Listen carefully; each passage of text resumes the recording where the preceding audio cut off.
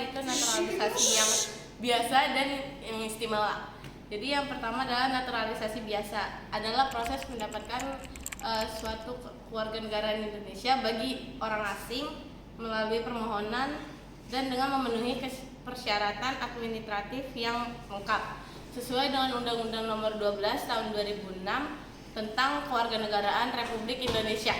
Lalu selanjutnya naturalisasi yang istimewa.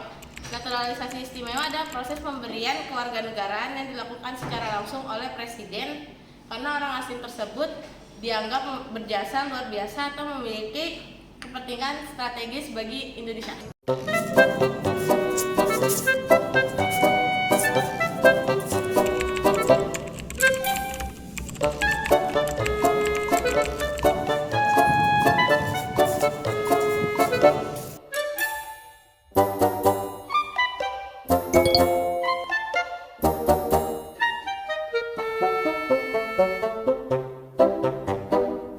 Wait. Emang bisa ya orang punya negara? Bisa dong. Nah, apa aja sih syarat-syaratnya? Yang pertama, harus ada permohonan oleh pejabat tinggi, yang dimana kita sebagai atlet harus mengusulkan kepada lembaga negara yang penting atau kementerian, contohnya kayak presiden dan menteri atau pejabat tinggi yang relevan. Yang kedua, itu bukti jasa atau kepentingan negara, yang dimana orang asing ini harus memiliki jasa yang luar biasa kepada Republik Indonesia dan harus memberikan manfaat yang strategis bagi kepentingan negara. Yang terakhir itu, yang ketiga, yang dimana ada prosedur khusus, dimana dia harus bisa tinggal di Indonesia selama 5 tahun, berbahasa Indonesia, mengakui dasar negara Indonesia, dan juga punya pekerjaan tetap.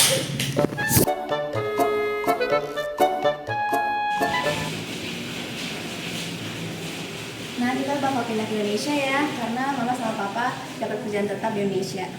Oke. Nah, kalau yang tadi kan naturalisasi istimewa. Kalau yang biasa gimana? Kalau sesuai video yang tadi sih, anaknya menjadi masyarakat Indonesia itu harus melakukan naturalisasi biasa. Nah, syarat-syarat itu apa aja sih? Syarat-syaratnya yang pertama, sudah berusia 18 tahun atau sudah menikah. Sudah berusia 18 tahun itu dianggap sudah legal di Indonesia. Kalau sudah kawin itu berarti sudah dewasa. Nah, yang kedua itu sudah tinggal di Indonesia 5 tahun secara berturut-turut atau 10 tahun secara tidak berturut-turut. Yang ketiga tentunya sehat jasmani dan rohani, karena agar dapat berperilaku di Indonesia dengan baik. Dan yang keempat itu harus bisa berbahasa Indonesia dan juga mengakui UUD 1945. Lalu yang kelima, tidak pernah dijatuhi pidana selama 1 tahun atau lebih. Bahkan kriminal yang serius itu juga nggak boleh ya. Lalu yang keenam, itu kalau misalnya kamu mau masuk ke negara Indonesia tapi masih ganda, itu nggak boleh. Yang lamanya harus diudahin dulu, baru boleh yang Indonesia. Lalu yang ketujuh, mempunyai pekerjaan atau penghasilan tetap supaya di Indonesia bisa lebih mandiri